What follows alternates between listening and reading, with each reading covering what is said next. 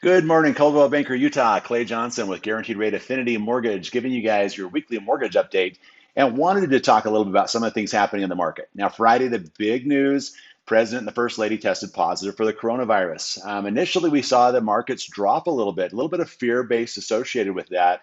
However, by the end of the day, that had kind of leveled out. We were just down about 130 points. So it'll be interesting to see how that affects some of the upcoming legislation, the bill that's passed Congress and being moved up to the Senate.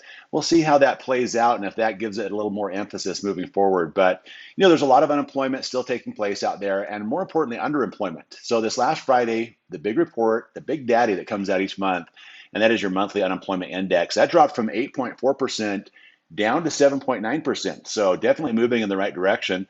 Little softer as far as new jobs created. They expected about 900,000. We ended up with about 661,000 new jobs created. Like we said, a lot of underemployment, people not getting that overtime, bonuses, extra commissions, things of that nature that they've had in the past. So we're kind of watching that.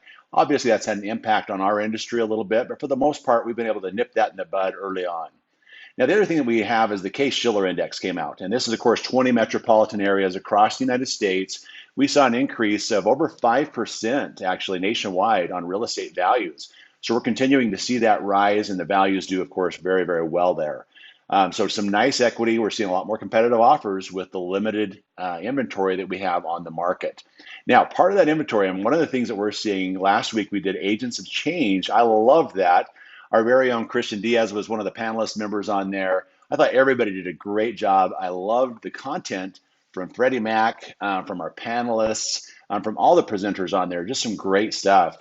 But one of the things that we found is a market segment because we're very diverse in Utah, and we call them the Hispanials. And those are Hispanic millennials that are generally bilingual, much like Christian is. They speak both languages. And the great thing about the Hispanic community is they're very family oriented, and culturally, we'll oftentimes see the older generation, the younger generation working together, and you can utilize those Hispanials in translating throughout the real estate process. Now, we have Christian Diaz and we have John Harrison, both bilingual, both do a lot of business in the Hispanic community.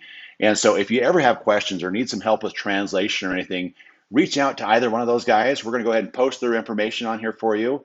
And aside from that, you guys, let us know if you have any questions. Appreciate your support. Have a great week. We're going to catch you guys next time. Bye-bye.